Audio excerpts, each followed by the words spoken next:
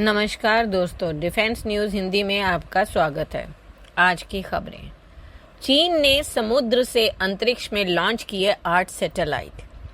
चीन ने हालिया सैटेलाइट लॉन्च से दुनिया को हैरान कर दिया है। वैज्ञानिकों ने समुद्र में मौजूद लॉन्च प्लेटफॉर्म से 8 सैटेलाइट लॉन्च किए।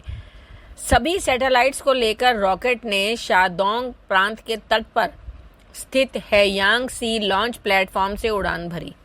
इन सैटेलाइट्स को सफलतापूर्वक पृथ्वी की कक्षा में स्थापित किया गया। ये लॉन्च चीन की बढ़ती अंतरिक्ष क्षमताओं को दिखाता है। चीन ने इस मिशन के लिए जियोलॉन्ग 3 स्मार्ट ड्रैगन 3 रॉकेट का इस्तेमाल किया। यह इस रॉकेट की दूसरी उड़ान थी। Smart dragon 3 rocket solid fuel पर चलता है और इसे China aerospace science and technology corporation ने बनाया है।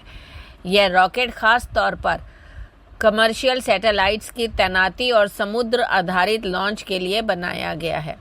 अगला, लाल ग्रह पर ज़ेब्रा जैसी धारियों वाली चट्टान की खोज ने उड़ाए नासा के होश।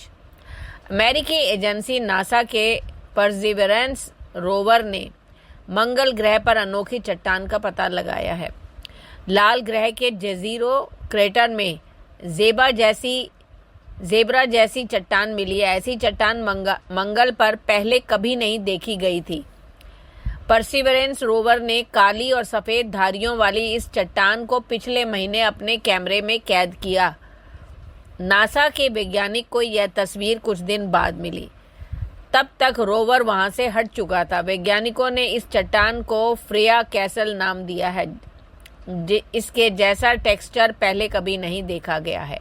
अगला, ब्रह्मांड में मिला ऐसा चमत्कारी लेंस जिससे झांकने पर डीप स्पेस बड़ा नजर आता है। एक हैरान करने वाली खोज में एस्ट्रोनॉमर्स ने एक गैलेक्सी क्लस्टर के साथ एलाइड 7 आकाश गंगाओं की खोज की है। 7 मिलकर वे अब तक देखी गई आकाश गंगाओं की सबसे अनोखी संरचनाओं में से एक गुरुत्वाकर्षण लेंस को बनाती है। विकृत और फैली हुई आकाश गंगाओं की इस व्यवस्था में सबसे बड़ा आइंस्टाइन क्रॉस शामिल है।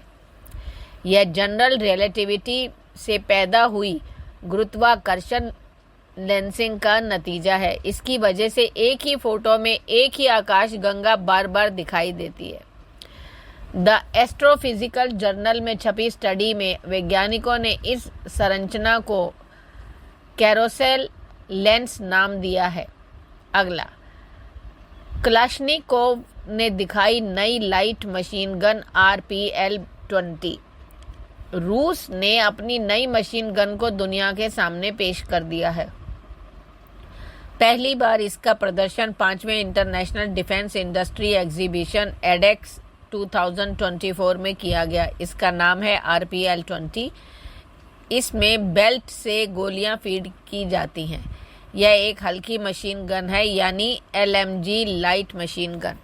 गोलियों की बेल्ट एक बॉक्स में पैक होती है। इस मशीन गन की खासियत यह है कि बेल्ट फीड नीचे से है, यानी ऊपर की तरफ पिकेटिनी रेल पर अलग अलग प्रकार के माउंट लगा सकते हैं, यानी दूरबीन, टेलीस्कोप, इंफ्रारेड या थर्मल माउंट जैसे साइटिंग डिवाइसेस।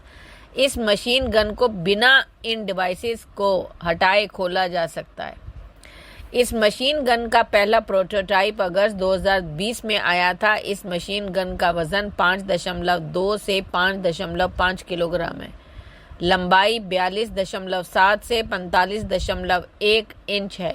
इसकी बैरल यानी नली की लंबाई 23.2 इंच है, यानी काफ़ी लंबी दूरी तक इससे टारगेट को मारा जा सकता है।